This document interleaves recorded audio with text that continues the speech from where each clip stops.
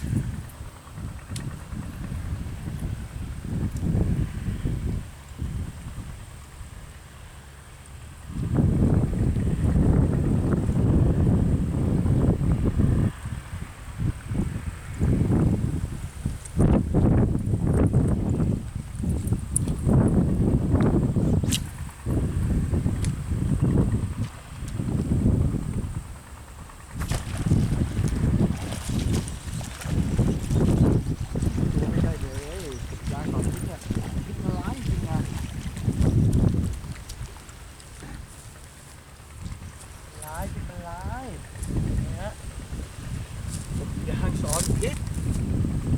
นะเป็นหนึ่งก็ให้ตายเถอะสะกิดไม่ได้เลยสะกิดตายเลยเนี่ยกบยางสอนพิษก็หลุดเกือบไปแล้วไง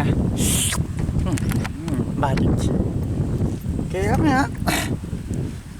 กบยางสอนพิษสะกิดนิดเดียว